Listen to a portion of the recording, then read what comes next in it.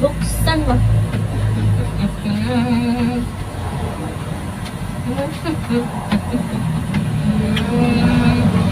Ganda mo anak dun sa camera ko. Pakaganda.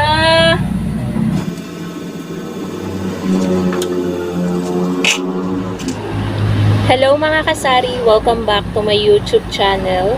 So ngayon po ay araw ng Miyerkules at meron tayong dalawang delivery na dumating po ngayon. Yung ahente po natin ng itlog at yung ahente po natin ng soft drinks. Buti guys, itong dalawang delivery na to ay tapos na tayo sa pamumroblema. Sa itlog wala naman tayong problema kasi bumaba yung presyo ng itlog. Yung soft drinks naman ay nauna na tong magtaas bago pa magsitaasan ng mga bilihin, kaya medyo nabawas-bawasan na yung pag-a-adjust natin sa mga presyo. Alam nyo na ang hirap mag-adjust sa panahon ngayon ng presyo dahil kaliwat kanan yung pag-e-explain natin kay customer. Pero ngayon guys, parang parang na sa customer yung pagtataas ng mga bilihin. Magtataka sila pero parang okay lang sa kanila kasi alam nila na gano'n naman talaga, pataas ng pataas sa mga bilihin. So ngayon guys, ipapakita ko sa inyo yung tatlong tray ng itlog na aking kinuha kanina sa ahente. Actually, kanina pang umaga dumating yung mga delivery. Yung sa soft drinks yata, yung itlog umaga, sobrang aga. Tapos yung soft drinks, siguro mga tanghali siya dumating, mga magwawan, ganun. So, pakita ko na sa inyo guys yung itlog. Bali, ang kinukuha ko pala na size ng itlog is XL. So, nakuha ko siya ng 255 pesos per tray at binebenta ko po siya ng 10 pesos kada isang peraso per piece. So, ang tubo natin sa isang tray ng itlog is 55 pesos. Sa tatlong tray, may tubo tayo na 165 pesos. Hindi siya kalakihan, 'di ba? Hindi kalakihan yung tubo natin sa itlog, lalo pa kung alam nyo na, makakapagkukuha tayo sa benta natin, tapos iluluto natin, konti na lang yung tutubuin natin, no? Kung mga 5 itlog yung kukuha ninyo, tapos di nyo naman babayaran, di kuha na agad si puhunan or si tubo, 'di ba? So, eto na guys, pakita ko na talaga sa inyo yung itlog na aking kinuha. Magme-merienda ang magdaddy. Basha, bibigyan ka daw ni daddy. Sandali, bibigyan ni daddy. Wow, napaka-pretty. Ano, susubukan ka ni daddy. Hinihipan pa ni daddy, mainit.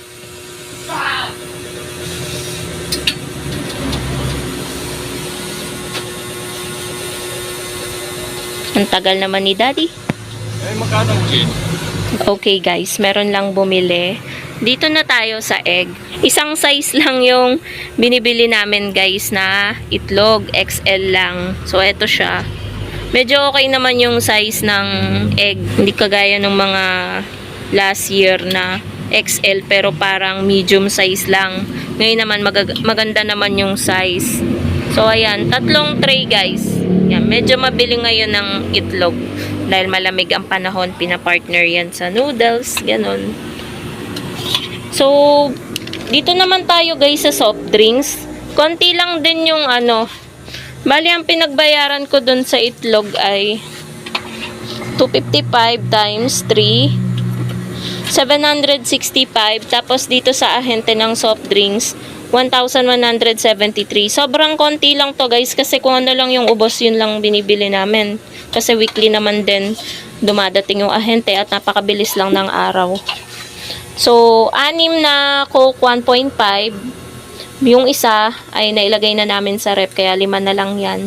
Puhunan ng 1.5 is 360. ang anim. Bali pumapatak na 60 pesos ang isang peraso. Binebenta po namin siya ng 75.